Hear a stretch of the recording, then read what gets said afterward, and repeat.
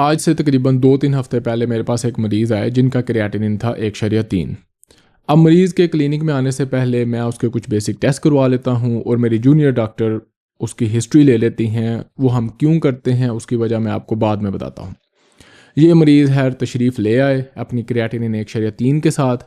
तो जब मैंने उनको पूछा कि आपने वो टेस्ट नहीं करवाए जो मैंने रिक्वेस्ट किए थे, तो मुझे कहते हैं कि डॉक्टर साहब मुझे लगा आप मुझे वैसे ही बता देंगे।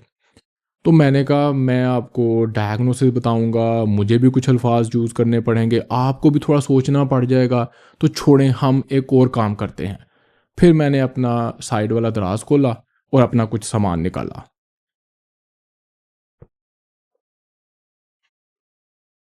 और मैंने ऐसे करके किया। अब हमारा मरीज़ शायद इसमें बड़ा तसल्ली में रहता है, शायद बड़ा खुश रहता है, लेकिन आज की एपिसोड में मैं इस केस को यूज़ करके बताऊंगा कि क्यों हम वो बेसिक डिटेल टेस्ट करवाते हैं, क्यों हम हिस्ट्री लेते हैं और आप अपने गुर्दे के मर्ज़ को प्रॉपर तरीके से जब डायग्नोज करना चाहें तो वो आपने कैसे करना है। अस्सलाम वालेकुम, doctor Waziqa from expert counsel clinic of Lahore, अपना नेफ्रोलॉजी हैट पहने हुए अपने घर वाले स्टूडियो से। जब मैं आपको कमेंट में रिप्लाई करता हूँ कि किसी नेफ्रोलॉजिस्ट को मिलके अपने गुर्दे का डायग्नोसिस बनवाएं, या जब मैं कहता हूँ कि हम आपकी मुकम्मल इवैल्यूएशन कर सकते हैं, इस नंबर पे कॉल करके अपॉइंटमेंट लें, तो उसके पीछे क्या डिटेल होती है वो अभी हम डिस्कस करते हैं। जब आपको गुर्दे का मर्ज़ कोई बताए और आपको कहे कि जी आपको गुर्दे का मर्ज़ है, तो ये 3-4 चीज़ें जाने बगैर आपने ना उस डॉक्टर की जान छोड़नी है, ना उस बंदे की जान छोड़नी है जो कि आपको कहता है जी कि आपको गुर्दे का मर्ज़ है, बेशक वो कोई जादू मंतर वाला बंदा ही क्यों ना हो, जो कि ऐसे हाथ फेर के बता देते हैं कि जी आपको गुर्दे का मर्ज़ है। उसमें सबसे पहला आ गया आपकी सीकेडी की स्टेज। सीकेडी की स्टेज के लिए काफ़ी सारी एपिसोड्स मैं कर बैठा हूँ, मैं उनका लिंक भी ऊपर दे दूँगा, नीचे डिस्क्रिप्शन में भी दे दूँगा।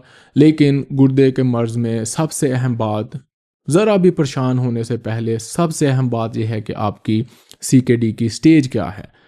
सीकेडी की स्टेज 1-2 बी हम ले सकते हैं, जिस पे मैं फोकस नहीं करूँगा।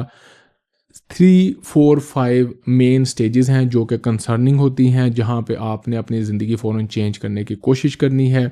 ये ब्लड में एक टेस्ट होता है क्रिएटिनिन, उसकी बेस पे होती हैं, जिसके बारे में आप शायद जानते भी हों। और इस क्रिएटिनिन को एज के साथ एक फार्मूला में यूज़ करके हम एक चीज़ कैलकुलेट करते हैं गुर्दे का काम, जिसको हम कहते हैं ग्लोमेरुलर फिल्ट्रेशन रेट। ये जब 60 से कम हो तो स्टेज 3 होती है, 30 तक। जब ये 30 से 15 के दरमियान हो उसको हम स्टेज 4 कहते हैं, और जब 15 से कम हो जाए तो उसको हम स्टेज 5 कहते हैं, जो कि बेसिकली एंड स्टेज होती है, जिसका मतलब है कि आपके गुर्दे में काफ़ी ज़्यादा फाइब्रोसिस हो चुकी है, ज़्यादा तबाही हो चुकी है, और बड़ी जल्दी आपको डायलिसिस या कोई और थेरेपी जैसे कि ट्रांसप्लांट चाहिए होगा। तो गुर्दे के डायग्नोसिस की सबसे पहली जो बात आपको पता होनी चाहिए वो ये है कि आपकी स्टेज क्या है। दूसरे नंबर पे आ जाता है प्रोटीन। आपके पेशाब में प्रोटीन कितना आ रहा है। इस इंफॉर्मेशन के बगैर आप ना उस क्लिनिक से बाहर निकल सकते हैं, ना आप आगे बढ़ सकते हैं, क्योंकि पेशाब में जो प्रोटीन है उसकी मिकदार, उसकी नेचर, वो आपको दो चीज़ें बताती है।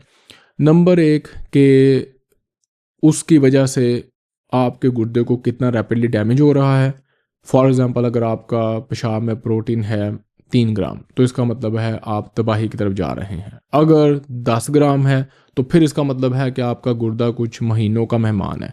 और अगर ये प्रोटीन बहुत कम है, 1000 मिलीग्राम, 500 मिलीग्राम नॉर्मल है, तो आप बड़े सुकून में भी हो सकते हैं।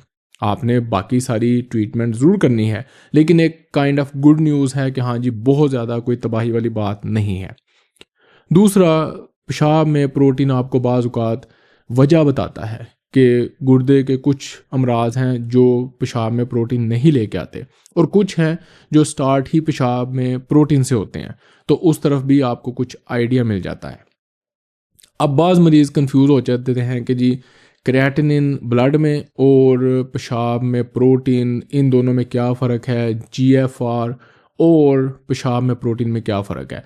तो उसकी मैं बड़ी सिंपल सी एग्जांपल देता होता हूँ कि जो आपकी CKD स्टेज है, जो कि हम क्रिएटिनिन या सिस्टैटिन C से कैलकुलेट करके आपको बताते हैं, वो ये है कि आपकी ट्रेन का स्टेशन कौन सा पहुँचा है। आप लाहौर पहुँचे हैं, आप पिंडी पहुँचे हैं, या आप डेस्टिनेशन के करीब है। डेस्टिनेशन से मतलब एंड स्टेज किडनी डिजीज़ है, डायलिसिस है।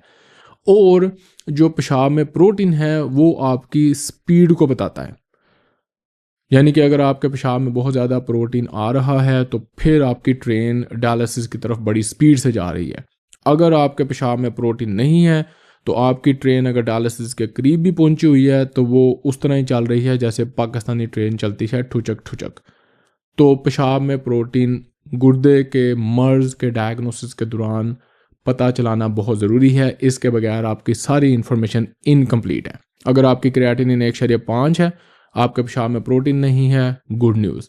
अगर आपकी क्रिएटिनिन 1.5 है, आपके पेशाब में 10 ग्राम प्रोटीन है, वेरी वेरी बैड न्यूज़। तीसरी और बहुत ही अहम इन्फॉर्मेशन है एटियोलॉजी।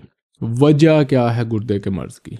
गुर्दे का मर्ज़ इटसेल्फ कोई मर्ज़ नहीं है, उसके पीछे हमेशा कोई ना कोई वजह होती है। तो उस वजह का पता चलाना बहुत ही ज़रूरी है। वो क्यों?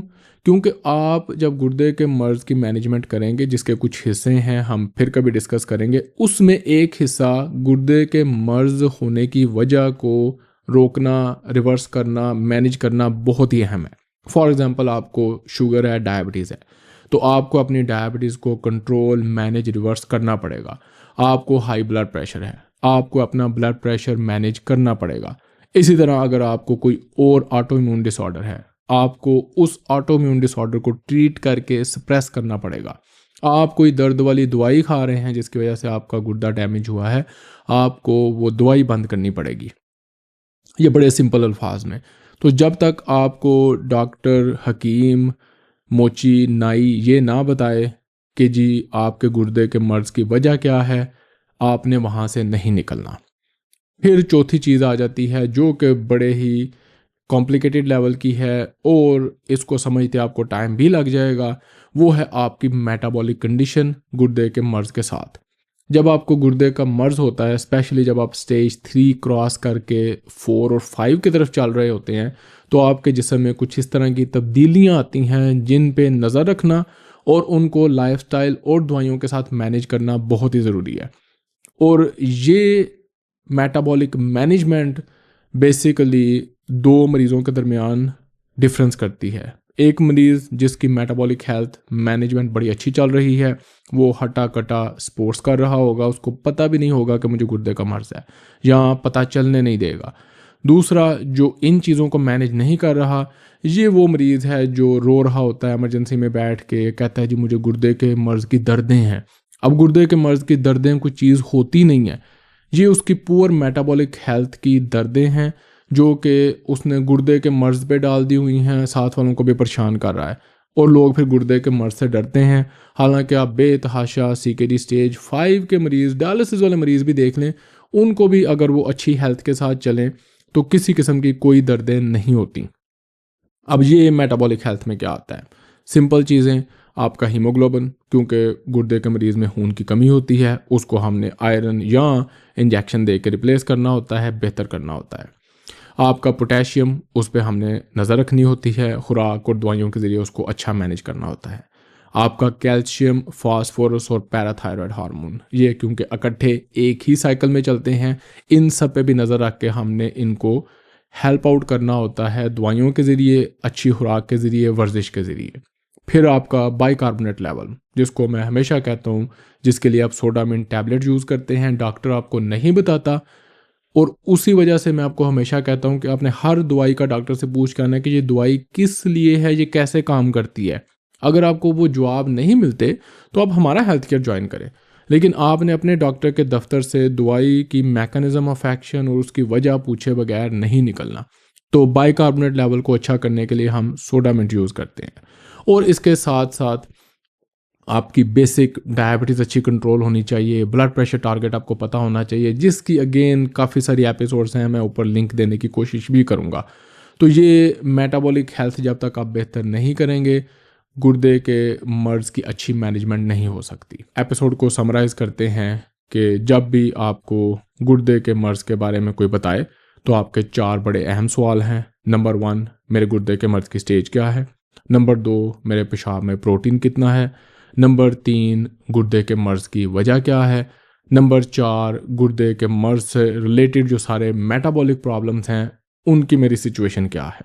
जब तक आप इन चारों चीज़ों को एक एक करके फोकस नहीं करेंगे, उनको बेहतर नहीं करेंगे, आप गुर्दे के मर्ज़ के बारे में बिल्कुल अंधेरे में हैं। खैर, ये मेरी ओपिनियन थी, मेरा ऑब्जर्वेशन था, मेरा एक्सपीरियंस था। आपने अपनी ऑब्जर्वेशन शेयर करनी है, ये इन्फॉर्मेशन गुर्दे के मरीज़ों के साथ शेयर करनी है, अपना एनालिसिस ज़रूर देना है। मुझे कमेंट्स में आपके व्यूज़ का इंतज़ार रहेगा। मुलाकात होगी अगले एपिसोड में। अल्लाह हाफ़िज़।